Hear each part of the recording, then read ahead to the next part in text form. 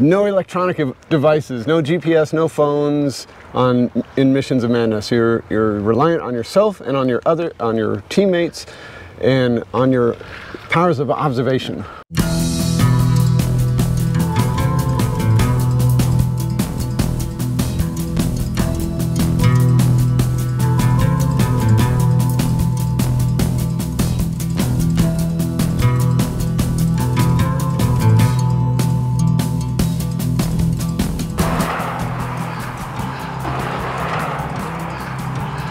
We had to do so many burpees in this lawn. Oh, that's right. We had, so there are penalties. Let's think about the penalties. Of course, there's penalties for time hack.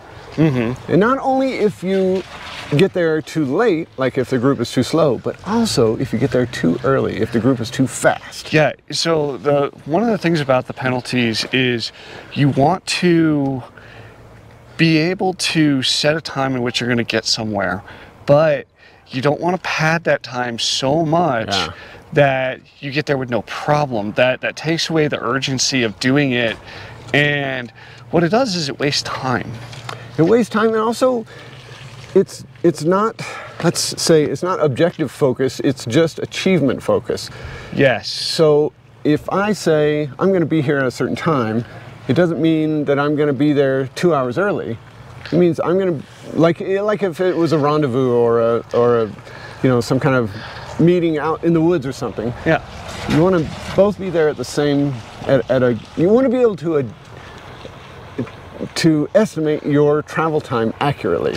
Yes, you want to be able to estimate your time the time of travel accurately, but you also want to set yourself up to where you know, again, safety is kind of a factor. If you get somewhere too early, then that's a waste of resources potentially on drinking too much water, drinking food, especially if you're going on a hike or an excursion. Oh, yeah. You know, you could be wasting those resources just to get there that early, and then when you actually go do the event or you do the hike or whatnot, then you'll have less than what you started with because you sat there, you're bored.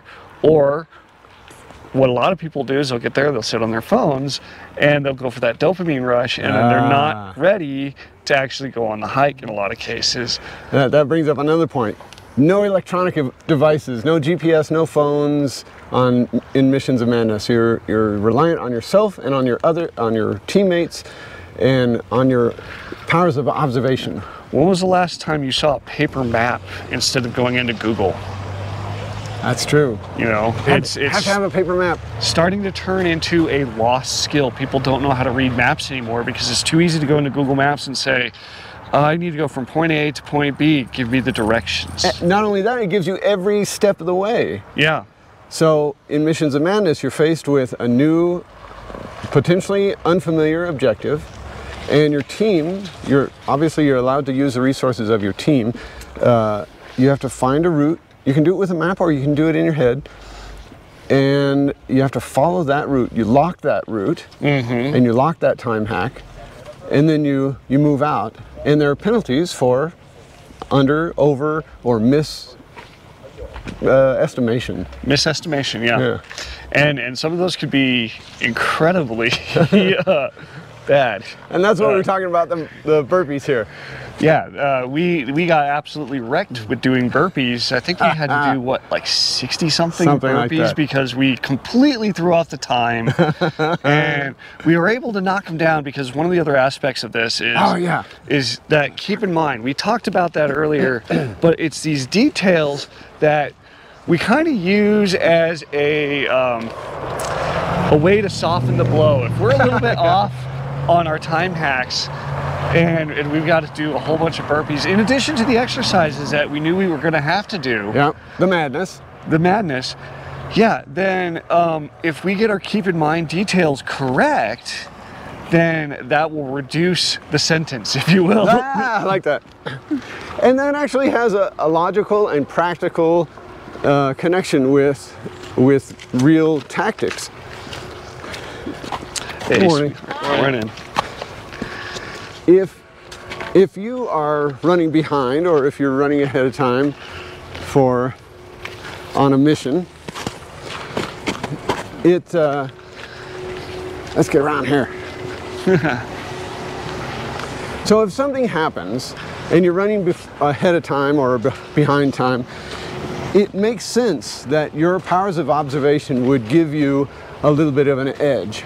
And that's what the chem details in that format are designed to do.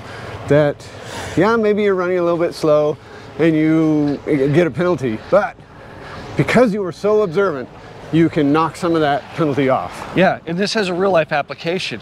If you go to pick somebody up because you're going to go on a road trip and you were late, maybe you were late because the route that you took had, you know, a vehicle collision.